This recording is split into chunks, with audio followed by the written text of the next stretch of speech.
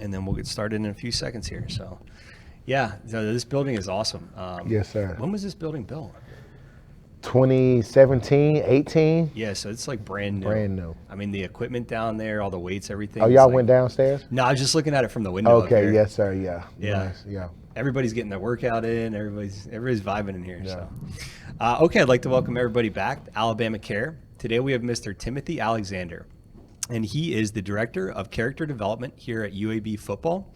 And today we're going to be talking about triumph over tragedy. Yeah. At this point, I'd like to hand it over. Mr. Alexander, if you would introduce yourself. Yes, sir. I'm Timothy Alexander here, born and raised in Birmingham, Alabama. And my connection to the community, I had a car accident October 28, 2006 that left me brain dead and paralyzed from the neck down. And I immediately had to figure out my new transition, my new transformation. Struggled a lot mentally, physically, and self-harm, but I was able to bounce back, thank God, and just really create my own footsteps in the stand. And now I'm an advocate for the handicapable community, right? We don't have a disability, we don't have a handicap. We are part of the handicapable community because I believe that we all have a unique ability. Mm-hmm. Yes, sir. And your position here is the Director of Character Development. Yes, sir. Kind of explain what that is. Yes, sir. So I actually wear 3 hats. My position here at UAB is the Director of Character Development, Career Placement, and Community Outreach. We want our guys to be great men of character. Character is not what you see when everyone's around, but what you don't see when no one else is around. So we want our guys to just be in great character, and character leads you to your purpose and your passion and gives you principles that you live by, which is what we call values that you will not violate. And so we make sure that our student athletes have character on and off the field, which leads us to our career initiative. Like, we want our students to be able to have access and interviews and an opportunity to have jobs when they graduate. We do know they all want to go to the NFL or the USFL or the Canadian League, but as I always tell them, after that, right, after you go to the NFL, after you go to the Canadian League, after you go to the USFL or whatever your going may be, right, we want you to grow and become great citizens and have a great job where you can do things for yourself and for your family, because your charity really starts at home. So we want them to get involved, which leads us to our community. We do a community service here every week. We're getting ready to do an amazing give back. I'm so thankful to Ryan and what he's doing with our equipment staff. We're doing a big equipment cleanup, and we're going to be donating clothes to our homeless shelters, Firehouse Homeless Shelter, where we go in and we commune every month, right? We feed. I took some guys a few weeks ago to cook a fresh meal. They had never used knife. Some guys had never cut up onions. Some guys had never cut up bell pepper or even marinated fresh raw chicken wings, right? So it was amazing to just get these guys to work side by side with our transits and just help them out, right? Just let them know that they still are people regardless of their situation, because we believe that you treat people the way you want to be treated. And that's why Coach Clark believes in doing it better than it's ever been done. Mm-hmm. A little bit of mic interference there. He's just going to turn that on and turn it off. My mic is still hot here, and yours will just cut out for 1 second. And so you talked about quite a bit there, and I love that you talked about the values, the home values, and that's where it really starts. And yes, sir. Everybody wants to go to the next level in their sport, whatever that looks like. But the statistics of being there very long and making a long career out of it are very slim. Right. Then you even hear the statistics of those that have had a long career and get out and don't manage their money well, and they still have some financial stuff, and they have to get a new career and stuff like that. So yes, sir. To build those values, and speaking with you, you're a force here. I can hear it, very positive force. Yes, sir. Was that something that you always had, or was that something that you kind of grew in here at UAB?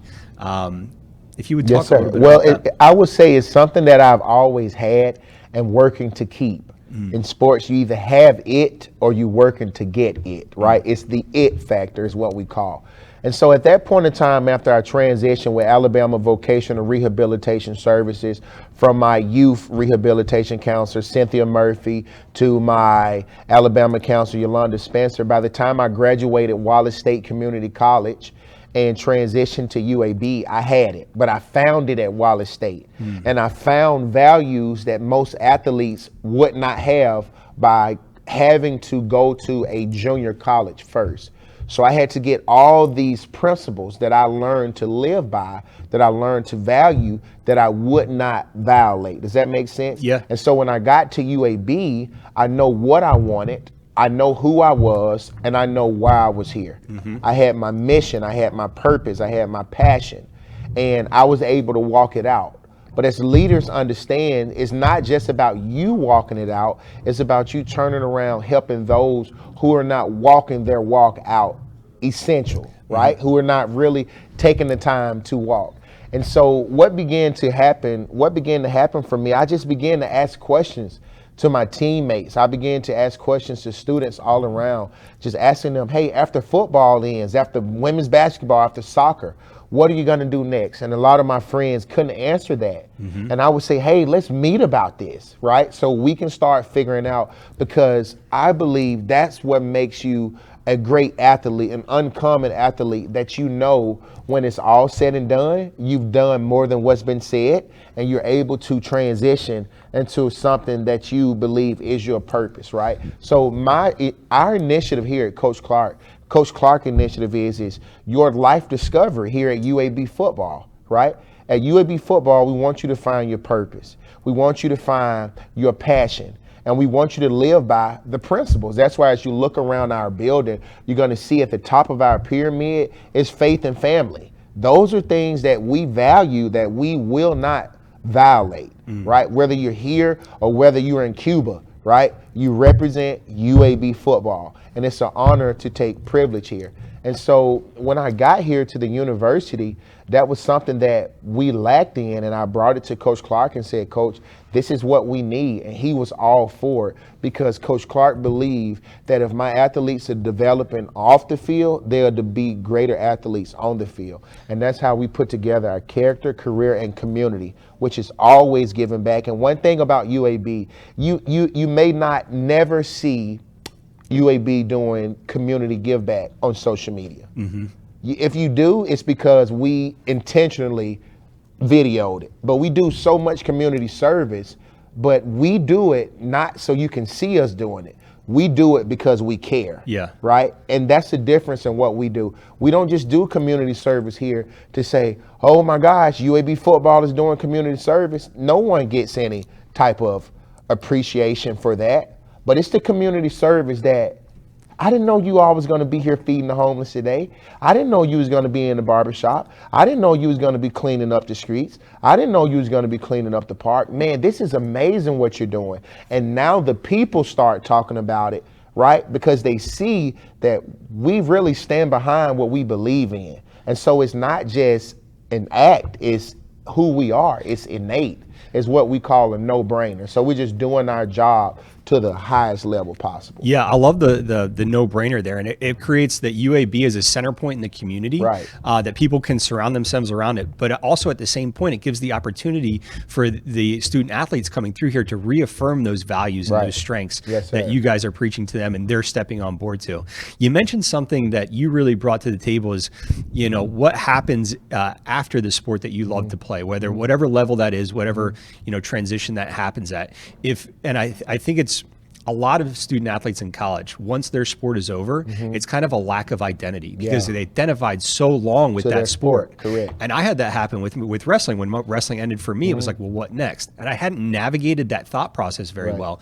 But to know what comes next brings confidence in what you're doing now, and you can give it your all, because no matter what happens, those values that you've built will help you transition to that next step that you already know is going to happen eventually. Right.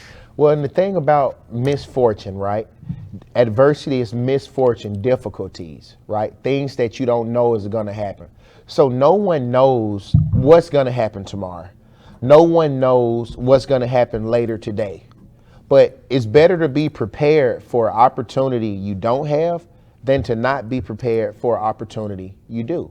And so when I had my car accident, after my car accident, I became very suicidal and depressed and dealt with a lot of anxiety because I thought that I would not be able to play a sport that would be able to allow me to take care of myself, my family, and my community. But because I had a vision always brings provision, right? Vision allows you to not be taken advantage of by your environment. My environment, I'm paralyzed from the neck down. The doctors are saying you have a 5% chance to make it to see tomorrow. If you do make it to see tomorrow, you will be a vegetable for the rest of your life. And so I gave up because I just thought, man, my vision was over with. But it took my mom, it took my community, it took my high school, Irwin High School. It took my teachers from Irwin Middle School. It took the great Jefferson County Board of Education to remind me, TA, look at your goals.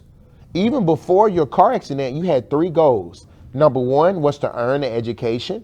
Why? Because I was always labeled mentally challenged and had a learning disability. My second goal was to make it to the NFL and come back home and do something for myself and for my family.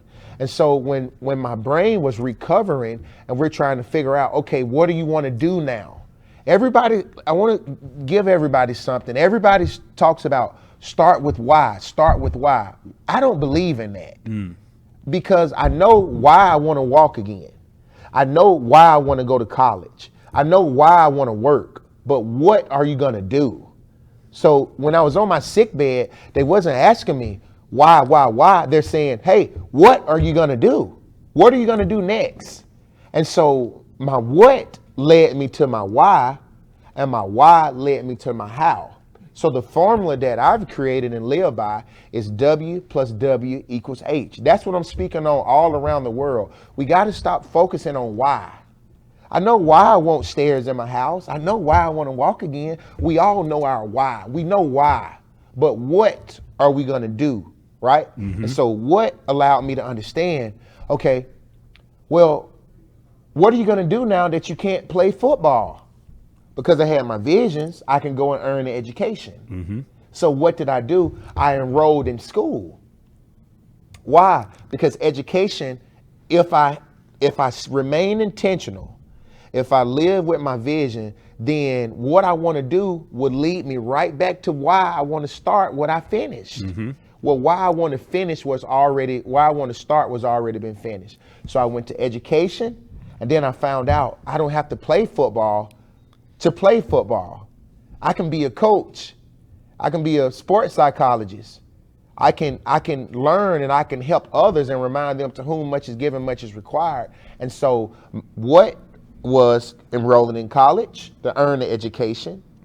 Then my why, because I wanted to get back and remind the athletes. So that led me back to being a collegiate athlete, which now I was able to come back home and do something for myself and for my family. That I see a lot of that. You're Simon Sinek, the book Why, Start Yes, with sir. Why. Yes, And sir. so I see some of those things there. So I like the way you're approaching that, because a lot of people, when they say start with why, Yes, sir. I feel like they can get caught up in their thoughts. caught up in their thoughts. And that doesn't really change much. It's more of, what are you going to do today? Right. What is that first thing that you're going to do that's going to make a difference today? That leads you to why. Yes.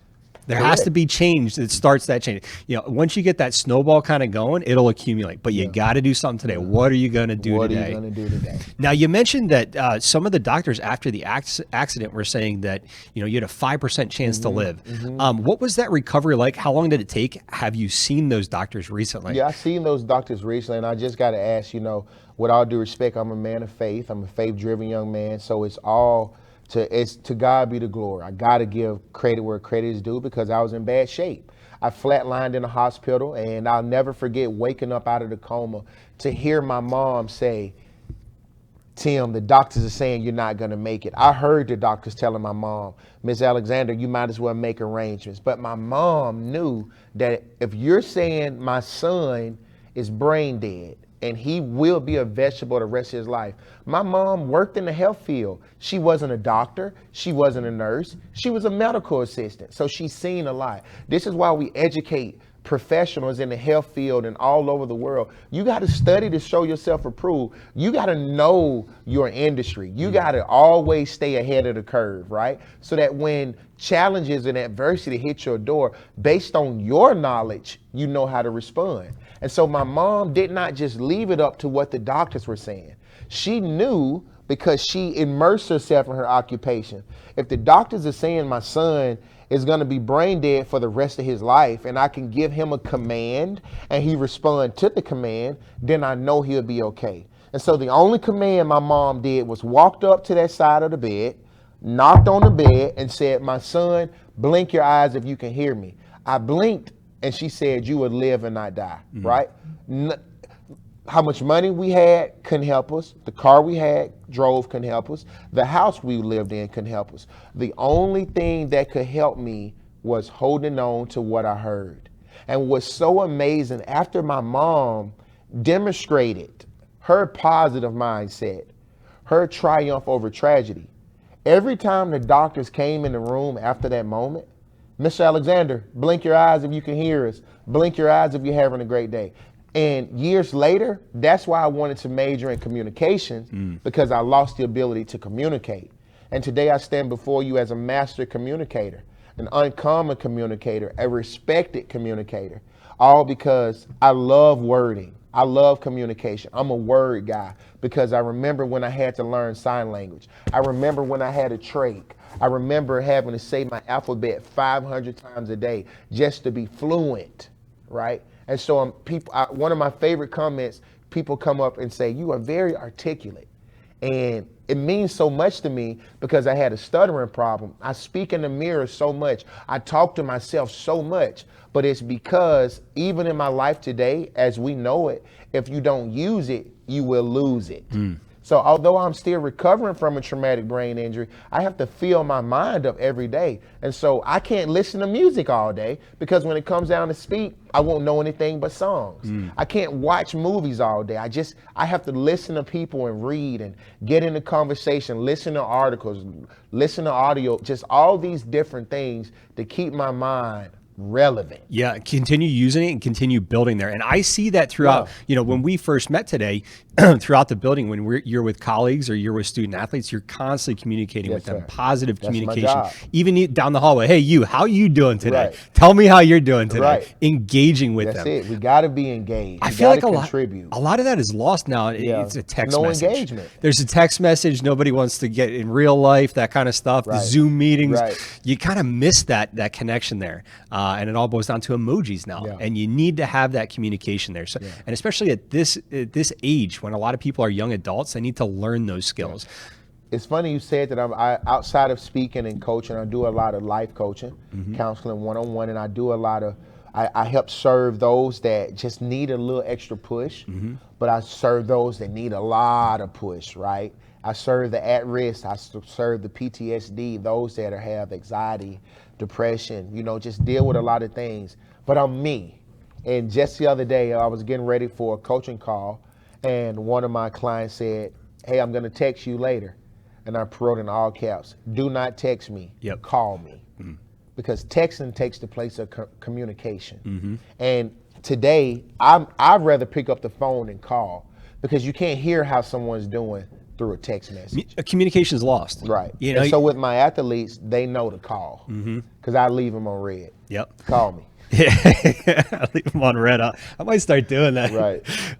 Now you mentioned Wallace State there was a big growth period for you. Is The there? growth period. Can you pinpoint one or two key things there that happened? Well, so thankful to Alabama, to ADRS, right? Alabama Disability Association. They really helped. I probably got that abbreviation wrong. Alabama Department of Rehabilitation Services. Yep. Yeah. That's it. Alabama Department of Rehabilitation Services.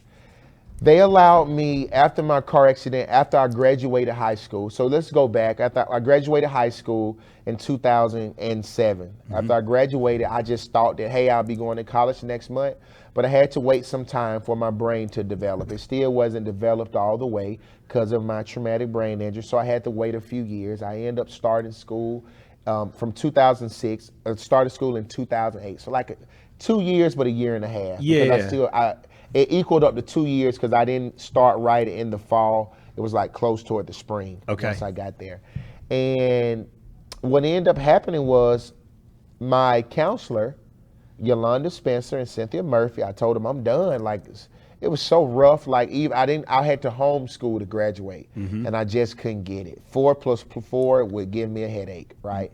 Reading would just make me nauseous. So it was very tough. Staring at a screen, my brain did not like it at all. And so I had to wait till my brain developed. And I'll never forget calling my counselor saying, "This is done. I'm done." Like, college is not for me. I'm just going to get a job and I'm going to earn a living and take care of my family. And my counselor said, no, you're not. These are the schools that you can go to, but you're going to start off at a junior college first that has independent living. I chose Wallace State Community College because I wanted to go to a place that was located in the middle of nowhere so that I can find myself. Because I realized if I can find myself in the middle of nowhere, I can find myself anywhere. And if you know about Wallace State Community College, it's in the middle of nowhere, right? The dormitories is in the middle of like a farm and a field with horses and cows. And it was the best choice and decision I ever made in my life. I like how you say redefine yourself there. Find yourself. I had to redefine it. And I'm so thankful for Wallace State that if it wasn't for Wallace State, there would be no bachelor's, there would be no master's. And so on my resume, you know, they say the only thing that you need to put on your resume is your highest level of education.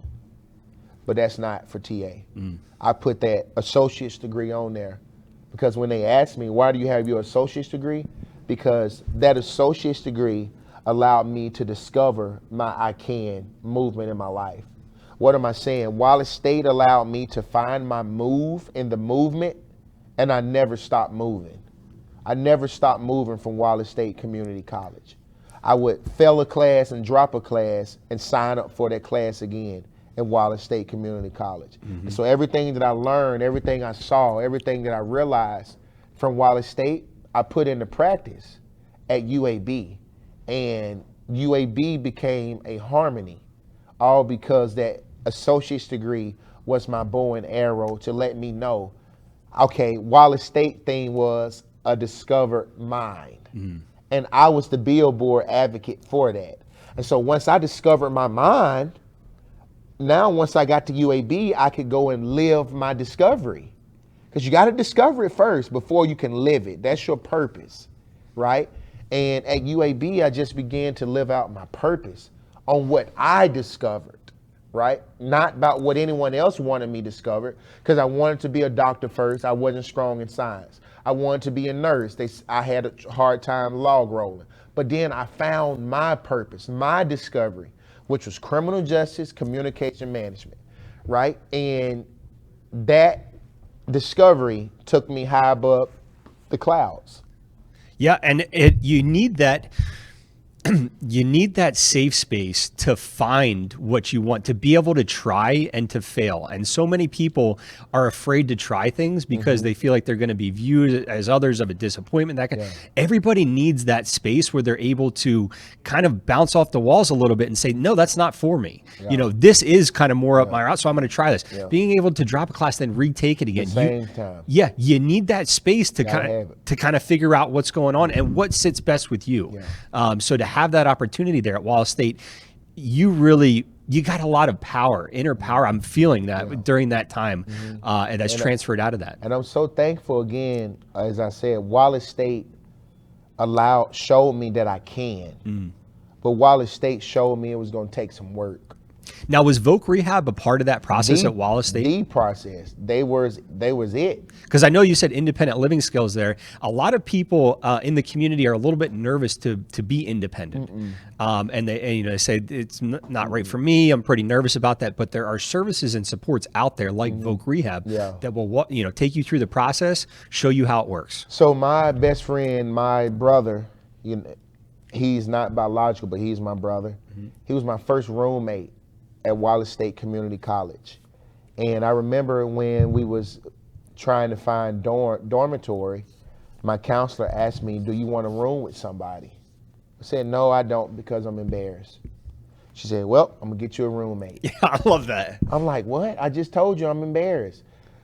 I'm not able to shower, so I have to bed bath. I was wearing diapers and Depends. It was a very uncomfortable place. But I remember my first day with my roommate. My roommate sat me down and he says, man, I want you to know that I'm inspired by you already. He says, here I am sleeping in a full-size bed but your body is not stable enough to sleep in the bed, because I had to sleep in an air mattress. It was in one of the most expensive air mattress hospital beds in the world, because my skin was so weak, it had a lot of skin tear. So just sleeping on a mattress could give me a lot of breakdown. And he said, I just need you to tell me everything you need so I can serve you as a roommate. Your privacy and everything, because it's just us in here. We lived in an open room with cold tile floors. It was like concrete floors. And that moment allowed me to become so independent, because it just made me be uncomfortable. It made me be very uncomfortable having to bathe myself in the bed, or have my nurse come and change in my wounds while my roommate is there. But it showed me that I had to be comfortable in my own skin, that I had to realize that if I wanted to make a difference and have an impact, that I had to accept being different. And so tough skin grew for me at Wallace State Community College. And so by the time I came to UAB, because I'm from a small university, a small junior college, I'm able to deal with small problems that those at university have that are big problems. And so by the time I came to UAB, I had tough skin based on things that I went through. And so when it came down to UAB, all I knew was accessibility. All I knew was accessible for all. And so when I got to UAB, things weren't accessible, and we had to make a difference. So I got involved with Disability Support Service. These doors are heavy. You all have me going to class. Every class I'm going to is on a hill. I'm late every day. I gotta push a hill. We need to do something better and make accessibility for all, because we need our handy-capable students. And today, if you come and do the research here at UAB, I'm not saying it's because of me at all. I want to repeat that 2 more times. I'm not saying it's because of me. I'm not saying it's because of me, but it didn't happen before me. Yeah.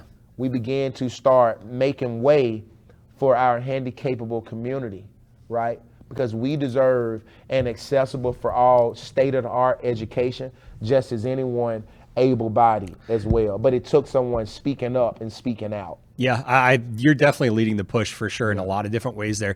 And did you get some pushback when you started to speak out about those accessible things? I've heard stories where, maybe individuals are in high school and they feel like they're not receiving the services in the school system, and the parents, and they want to, speak out, but they feel like there's pushback there. Did you feel any of that?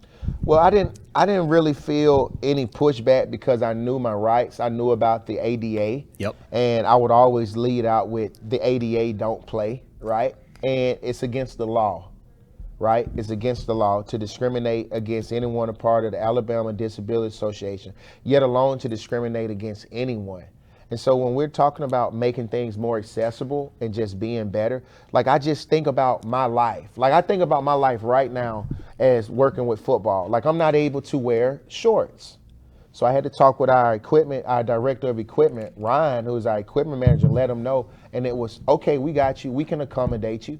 So it's when people know you and know what you have going on, they're willing to accommodate. And so it took me having to speak up. It took me having to speak up and let them know, hey, this isn't right. But only in a way to say, hey, Friday, I got about 5 wheelchair users coming to campus that may want to come to UAB, but I can't take them all around because it's not accessible.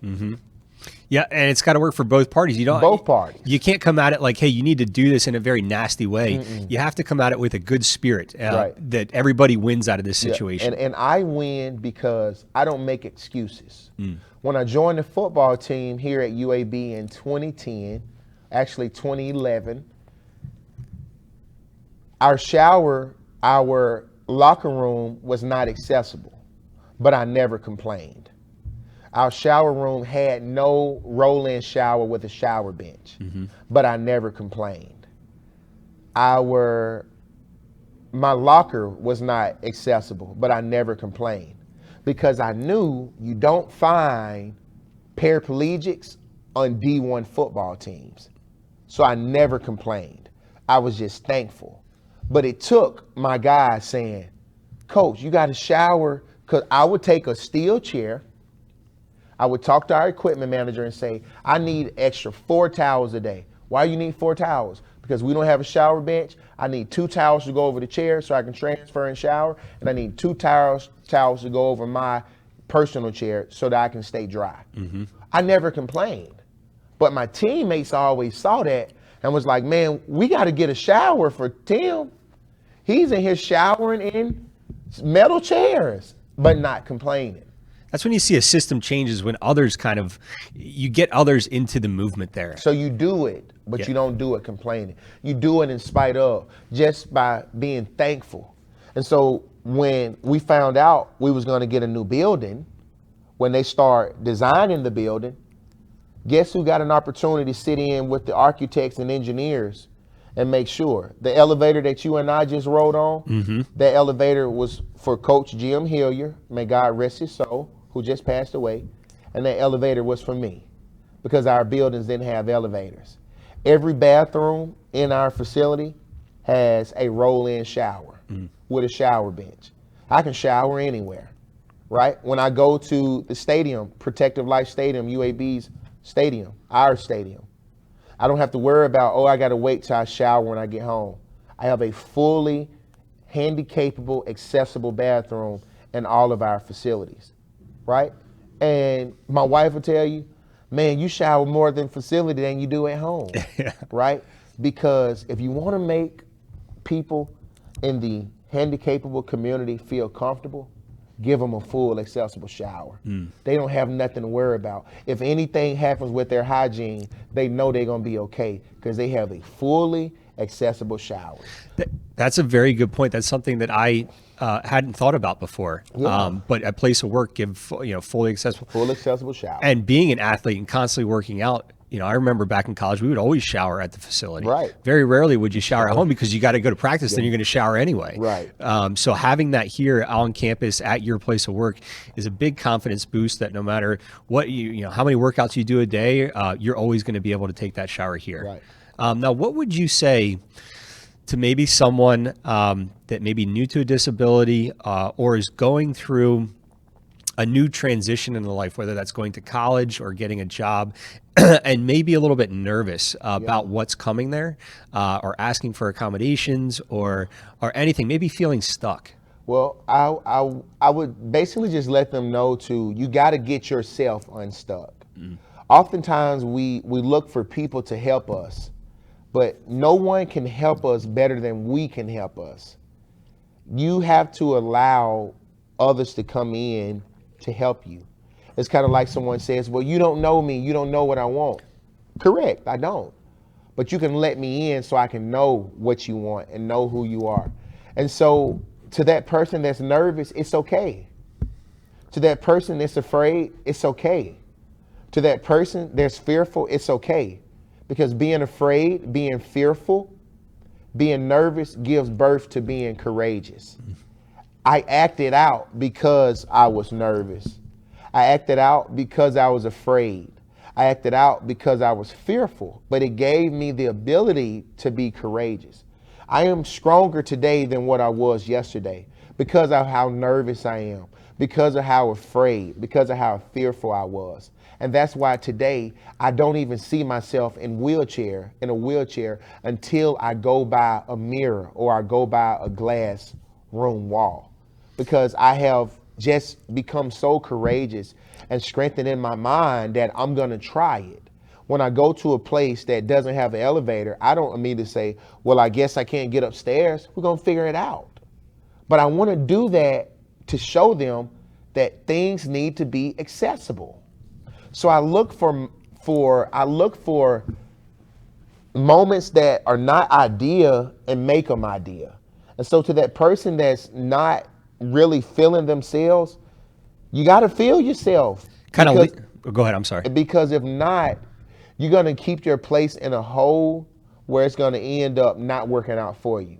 I was depressed and suicidal and dealt with anxiety because I focused on I never able to do this. And then I start just thinking opposite. So how do I help a person that's stuck? Get them unstuck. Help them. But you gotta ask tough questions. And I don't ask surface level questions. I ask tough questions. Know if you come into a conversation with TA that you're going to get grilled a little bit and you're going to feel uncomfortable. Yeah. But in those opportunities of uncomfortableness or anxiousness, lean into them. Leads you to being courageous. Lean into them. That probably means something's on the horizon where you're going to have the opportunity to take that next step or to transition into that next level, whether that's mental or, you know, whether that's going into college or career or anything like that. You have to lean into that. I think a lot of people today, when they feel anxious, they say, I don't like They that. back up. Yeah, you know, you got to go into that because that'll always be there for you if you don't break through that. And if you don't do it, you're gonna regret not doing it. And that goes back to the what are you going to do? What are you gonna What are do? you going to do today? gonna do? Don't sit over there and think about why. What are you doing right now to break through this anxiousness and get to the next level? Yes, there? sir. Oh, very well said. I love that. I'd like to talk a little bit about some other services that are available and that you've utilized through ADRS or Voc Rehab. So like car services and transforming cars, stuff like that. What are some other services that Voc Rehab has helped with? So Voc Rehab has just helped me with wheelchair needs. Anytime that something happens with the wheelchairs, because wheelchair maintenance can be just like a car. I heard there's a joke that if you want to get a new chair, just go book a flight. Go book a flight. Go book a Yeah, and it's so bad because the airlines. I work with Delta right now with their accessibility. You know how they serve those that are in chairs. My chairs have been damaged so bad, but they have been taken care of. So when I fly, I don't have a worry. It's like, oh, Mr. Alexander, we broke your chair.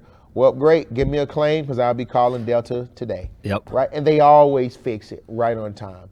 But you do know some people try to milk that, so you want to make sure you operate in integrity. But well, I heard there was another story. There's an advocate for the airline industry, and she used a power wheelchair, and her power wheelchair got broken, and they gave her a replacement, but it wasn't right for her body, and she ended up getting sores and ended up passing away actually from the infection from the sores. Wow. So it's a huge thing. You know, I know there's a lot of worry about flying with a chair there. right, it is very huge things. But again, if you value it, they will value it. If you get out of your chair, and like, well, here's my chair, then they may not value it or not. But every time I get out of my chair, I meet the person that's taking my chair. I like that. Hey man, take care of it. These are my legs. Something happened in my chair, I can't get around. They shake my hand. Hey, I got you. But I do that every time I fly. I want to meet the person that's finna be taking care of my chair.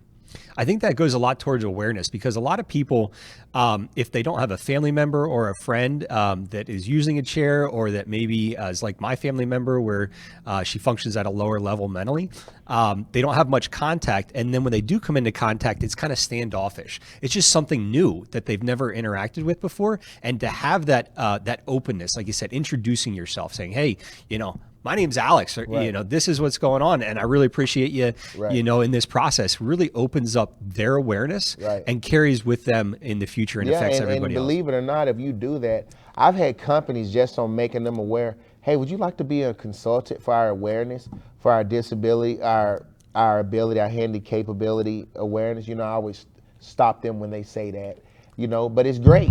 You see what I mean? So you have to, if you're not aware, how are they going to be aware, right? They don't know, right? But when you are able to use your life as awareness, people become aware. Now, what are some other services? So you mentioned help with wheelchair, help with transitioning. Transition and job services. I remember I had a job and some of the cabinets were too high and I couldn't get in the doors at my job, and they worked with the job and came and helped me. So on the job transition, of course, they help with school, providing tutors, providing, you know, anything with disability support service. It's basically whatever need that you have that you need additional help with based on your uniqueness, Voc Rehab is there. And I always say for individuals or families where they feel like they're stuck or not getting services, Voc you Rehab is there. need to get in the system. Get in the system. You need to get in the system. They'll take you all the way from school to, you know, 80, 90 years old, however long you need services. But you need to start getting in the system. Get your intake. You're going to get a great case manager. Speaking of, I think it's important to have a good relationship with your case manager. Oh, yeah. Because they're kind of your direct line with ADRS or with the state. Yep. Have you been with your case manager the same? Oh, yeah, I quote them. Cynthia Murphy and, Yolanda Spencer. Those are my case manager mamas, Mama Spencer and Mama Murphy, and I still talk to them. I still have their cell phone number. I still figure out ways that they can help me and I can help them. I meet kids. I do. Oh, also they do college prep, ACT prep, job placement, workplace. I mean, get involved. I was only able to be successful because I was involved. But I still talk to my counselors, my case managers, still to this day. Just had lunch with Miss Spencer not long ago. Yeah, And we've had Kathleen. we've had an opportunity to meet Mrs. Spencer. She's a powerful person as well. Grateful that she's a part of this community and who Her she is. and Miss Cynthia Murphy. I don't think we've met Miss Murphy yet. Doesn't ring a bell yet, but I hope You'll to. meet her. Big curly hair, red curly hair, an amazing smile, just ready to help. She kind of works with child youth services. Okay. Yep. I want to talk a little bit about you becoming involved with the football and becoming a football player here. So take me through that. And you weren't looking for any handouts or anything like that. It was hard work. Yeah, it was very hard work. I wasn't looking for handouts. I was actually working for UAB Athletics in the ticket office as a work study program. And at that time, Coach McGee, who was our coach, he came in and said, "Hey man, why weren't you at walk-on tryouts?" Just being funny and talking to me. I said, "Coach, you don't see him in a wheelchair?" He said, "No, I don't. I don't see the wheelchair behind the desk. You need to change the way you see yourself." And my perspective changes that I'm much more than this wheelchair. He said, "I want to see you come out in about 2 weeks." I said, "What time?" He said, "You pick the time." And I got smart. I said, "Coach, you pick the time." He said, "All right, see you at 5 a.m. So I said to myself, wow, right? He don't know that I have to wake up an hour early just to be there on time. But I had this sense of I've made the football team already. Because why would he be inviting me out to a 5 a.m. morning practice? The next few weeks, I went out to a 5 a.m. morning practice, and I learned a lot about in order to be a leader, you got to be a great follower. Because if you cannot lead, you cannot follow. If you cannot follow, you cannot lead. So I got on the field and I saw the guys stretching, warming up, doing what they needed to do. And so I started mimicking them and imitating them. At this time, I wasn't paralyzed now from the waist down. I'm actually paralyzed. Feeling came back and I went from just being paralyzed from the chest down. So I still had movement, and I ended up, coach said skill guys on the line. I looked at myself and said, I'm a skill guy. Got out there wheelchair and all. Coach blew the whistle. The boys started running it around the track. I started pushing the wheelchair around the track. At the end of practice, Coach McGee asked me, "Hey, what was that today? Were you trying to take over my practice?" And I told him at 17 years old, my house burned down, my grandmother passed, my brother died in a car accident, and I had a car accident. But I made a promise. I made a covenant, a commitment to myself after the doctors told me I have a 5% chance of making it to see tomorrow, that if I can ever just get myself back healthy, spiritually, physically, and mentally, I would run after my dream and finish my dream. What you saw today, Coach, was me finishing my dreams. Coach McGee had tears in his eyes, and he said, to find a young man to have enough faith and courage as you have, I want you to be a part of this team. It was on that day I became the first paraplegic in D1 history to ever receive a full ride in football. I never touched the field. When I signed my scholarship, Coach McGee made me go in and address the entire team. And I said, they're not going to want to hear what I got to say. I just rolled onto this team and got a scholarship. They're going to think you felt sorry for me. He said, don't worry about what they want to hear. You just make them feel what I felt. I addressed the team and I told them at any time this season or practice where you feel like you can't do something, I'm here. My mission, my purpose is to take away any excuse you have and provide an opportunity for you to get better. That year after that, we ended up losing Coach McGee and our program ended. Well, we ended up losing Coach McGee and we get a new football coach by the name of Coach Bill Clark. At this time, everybody in the locker room is broken. We had went through 3 coaches in 3 years. Now Coach Clark is coming in. We actually boycotted the locker room and wouldn't let anyone in and out. And Coach Clark asked, could he come in? He asked one of our captains. We let him in. And I'll never forget, I'm sitting in the back of the room. Coach Clark is all about eye contact. Nobody's looking at him in his eye. A guy yells, why in the world should we listen to you? We've been lied to. Promises have not been kept. And he said, because I'm going to love you better than you've ever been loved before. I was the only person in the back of the room looking him eye to eye, in agreement with him. Before this interview, we talked about this story. He said, I couldn't find anyone that believed in my message, but one person in the back of the room that made eye contact with me. And he said at the end of the practice, this young man rolled up in a wheelchair. He didn't see the wheelchair, he didn't know, but he knew I had one person on this team. And I became a motivational player. I did not know that a week later when Coach Clark called me in his office, I was scared because I thought he was about to pull my scholarship. But he said, I wanted to let you know you are a captain on this team, you are a voice on this team, you are a leader. And he said, you're mine. He said, you're mine. He said, the seniors walked in here and told me, y'all can let anybody off this football team, but Timothy Alexander is untouchable. He's our heartbeat. Mm-hmm. I've been at UAB now since 2010. It's 2022, 12 years. Yeah, and you said mine there a few times, and it's so powerful. It's a lot more than just the body, and it all starts with the mind there. The mind. And there's something that you mentioned earlier when we were speaking, and you said you felt like you made the team already. And that's a mindset, right? Stepping into that, right? You know, and if you can envision and have that feeling of you've already accomplished what's about to happen, it enables that confidence there. It enables you to get over whatever kind of humps there are or anxieties that you might have there and step into that new role. And I think it's so important to, you know, you have to have the right mindset when you go out in the day. Right. Crazy things will happen. The universe conspires. God is great. Right. You have to be on the right frequency to see it and to receive it. Right. And put yourself in that spot.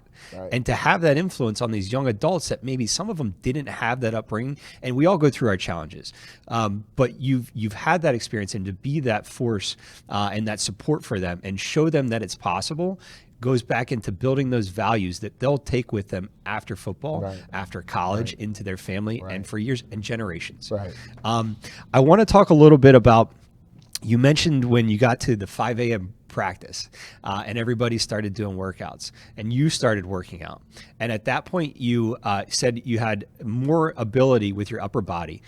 I'd like you to talk a little bit about being active physically and how that helps your body retrain itself and gain confidence there. Mm-hmm. So when I joined the team, you know, I was back working out and just always wanted to keep my athletic body, but I lost it all.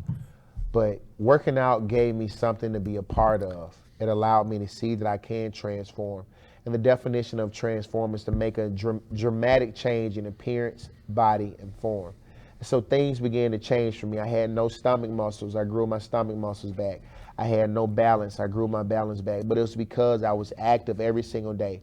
Coach Woodford, who is the director of athletics for the USFL, he's over the entire USFL. He gave me a program and said, Tim, you got to start with core.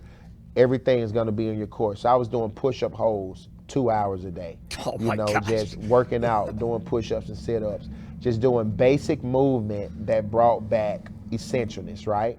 Basic movement. And so today I do a lot of framework. I still work out. We have our injury deterrence program that I work out with the injured guys. You know, I could have been an amazing physical therapist or occupational therapist, but I love to communicate. That's how I do therapy. But just being active, you know, I tell people all the time, I like working out because it allows me to feel firm and not like a noodle. Mm-hmm. Does that make sense? Yeah, and it goes with you through the rest of the day. If you're having a good day and you get a workout in, you have a great day. Yeah. If you're having a bad day, you get a workout in, you're having a good day. Right, and it just allows you to stay ahead of the curve, and it allows you to be ready, and it allows you to look the part, right? And so when I stand in front of a team, you got to look the part. Very true. And I love working out. It really does help my body. It helps my digestion. It has a lot of health figures to it that I didn't. I didn't have any control over my bowel, bladders, and movement, a lot of different things. But because of my nutrition and because of dieting and because of just working out, I have full control. So I know it's things. I'm doing push-ups every day. I'm laying flat on my stomach every day. I'm doing basic movement every day just to keep my body ahead of the curve. That's a really big point about the digestion there. So my family member, she has difficulties getting around and needs assistance from her caregivers. The only time that she's able to get around on her own is when she's in the pool at Lakeshore. Right. But we notice when she gets more activity, the more she does, the more stretching, the better her bowel movements are, the better everything's flowing, stuff like that. And that's so important. And we've we're coming out of this COVID stuff now, but everybody's kind of been holed up for a long time, and we need to get back into that movement kind of thing. Yeah. A lot of good things will come after that. Now, I know you're very heavily involved here in football. Are you looking, or do you actively participate in other adaptive sports? Oh yeah, yes sir, I do. I'm huge. I am a huge member of Lakeshore Foundation. I do tennis, I do basketball, I do football, I do swim, I do wheelchair boxing. So I do a lot of adaptive workouts. I'm a part of a lot of different adaptive sports, but I'm big on time. I wasn't able to compete for Lakeshore because of football, but I practice and I train with them. So I do a lot of different adaptives. I do a lot of hill climbing. I mean, PE was my favorite, right? So I love being active. What really makes me happy is working out with my guys, going on a walk, training, and it's just fun. I just like doing stuff. Would you ever think about being on a Paralympic team? Yeah, I would. Paralympic team. Yeah, I'm actually training. I go to a master swim class where I'm made up in my mind to be training for the 2024 Paralympics. So, Yeah, I can see you demolishing, Yes, man. sir. Yeah. That's awesome. Or even, you ever thought about murder ball? No, sir. I went out to Murder Ball. Really? Those guys are tougher than me.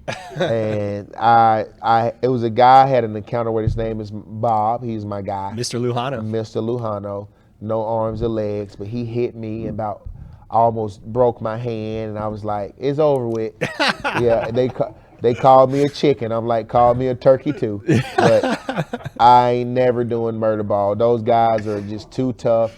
And it's like, I knew they was gonna come at me because I heard one like, oh, he got legs, and oh, he got his arms and hands, we're gonna get him.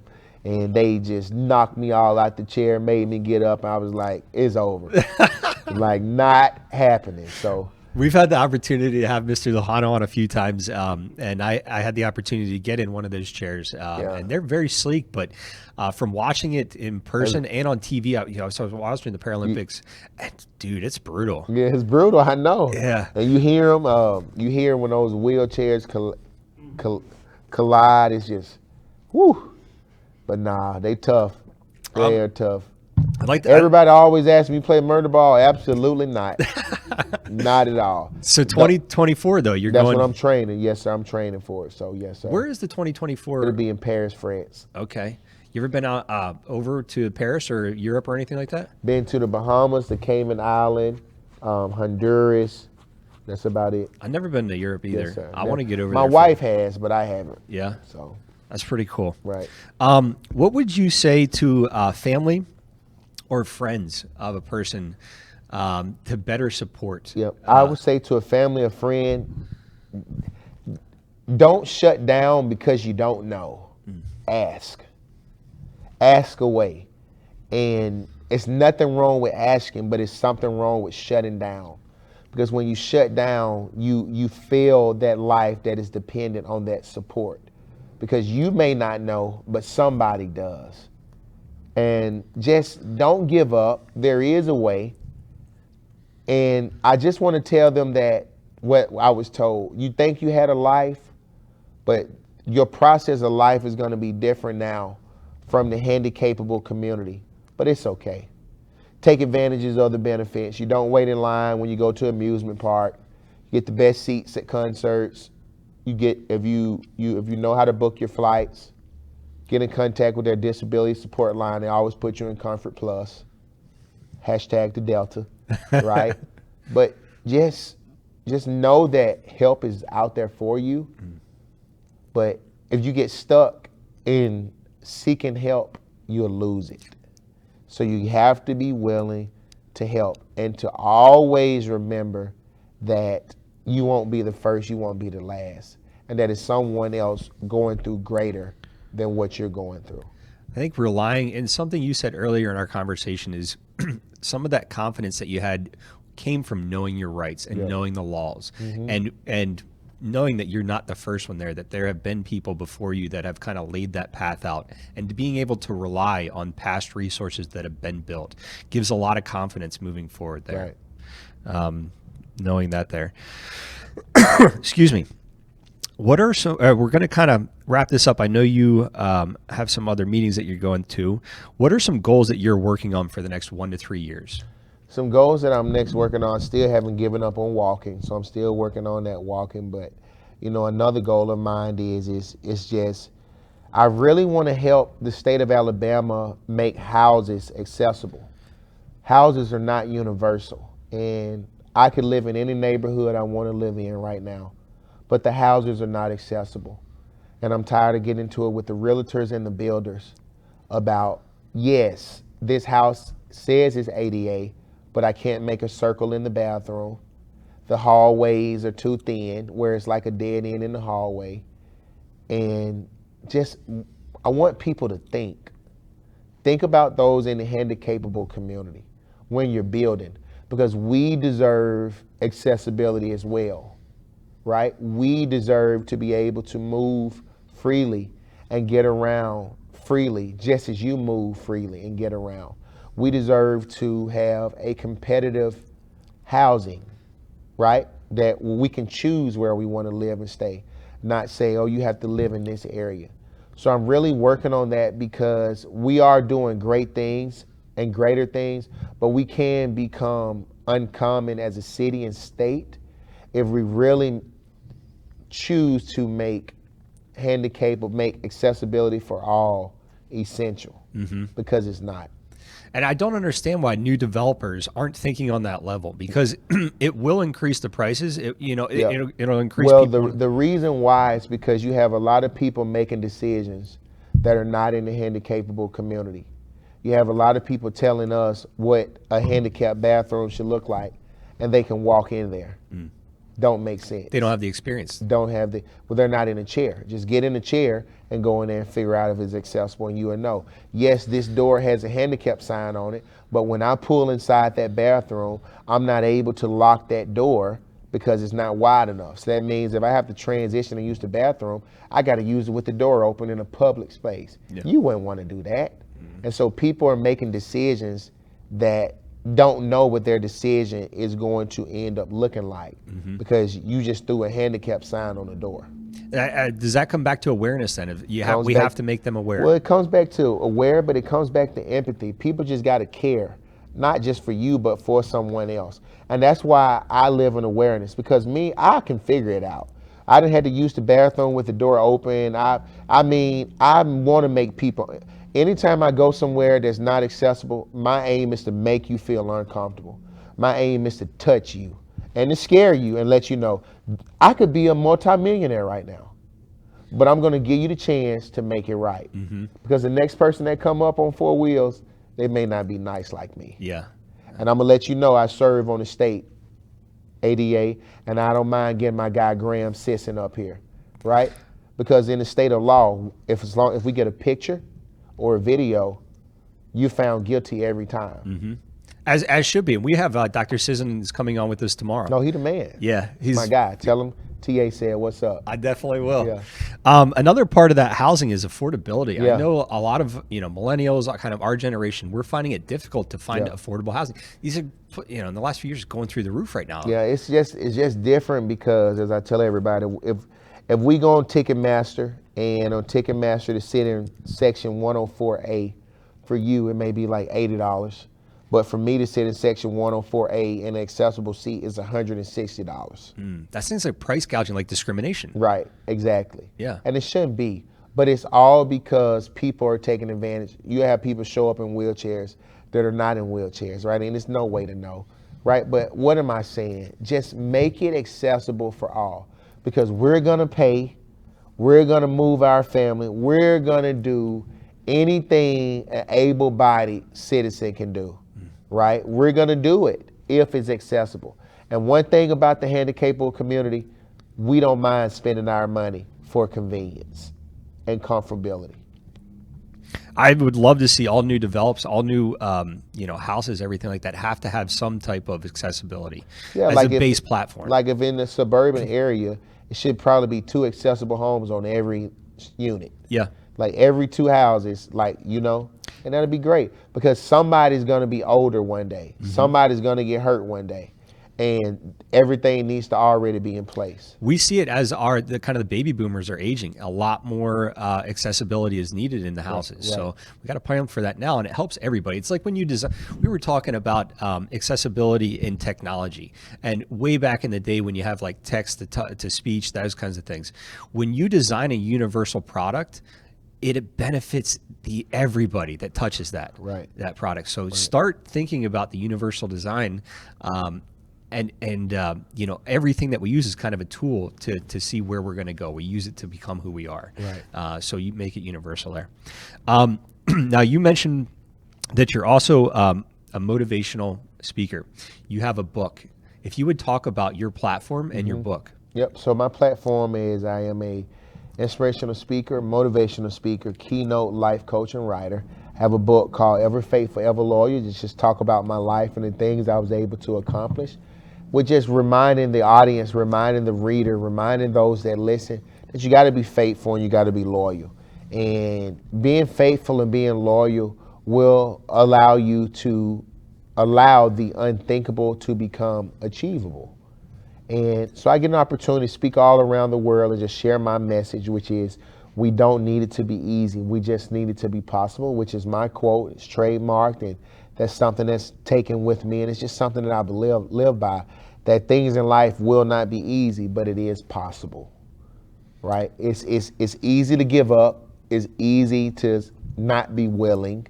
It's easy to say I can't, but it's hard to say I can. It's hard to choose to be willing, and it's hard to say I will, right? But you have to be faithful and you have to be loyal. You know, my mom told me the other day, she said, "Oh my gosh, you just so stern. You got a mind of a bull." I said, "Mom, it's not the case. I just believe in my own brain. I listen, but I have things that I believe in and how I live. And I do take heed and take advice, but I believe in my own mind too." You have to have that confidence to make a difference. Right. And to make a decision. Once again, don't sit in the corner thinking about why. What are you going to do? Make a decision. You have to make a decision to create change there. Right. Now, is there anything, as we wrap up, final question here, is there anything that we haven't talked about that an individual who receives some type of service or their family could benefit from hearing to make that decision today? Yeah, I would just say don't hold them back. Allow them to work. Don't let them work phone operator jobs or jobs you wouldn't do. That is competitive jobs out there for the handicapable community. Figure it out. But don't give up on them. And remember, the sky is not the limit with support. The sky is not the limit with great people. The sky is not the limit with great ideas. So I see that sometimes with parents where there's limiting beliefs, even with their small children. The children get out there on the playground and they're like, I didn't know they could do that, or they wanted to do that. And it's like, sometimes you got to step back. You got to step back. Yeah. Yes, sir. Well, Mr. Alexander, I greatly appreciate you spending time with us this morning. And I would like to ask if we could use your trademark in a Instagram post with you saying it. Yes, sir. So no problem. I would Yes, really sir. appreciate that. Yes, sir. Well, at this point, we'll go ahead and close out, and we'll look at our respective cameras, and we will say we'll see you guys next time. And Clifton will go ahead and take us out. And one of my biggest fears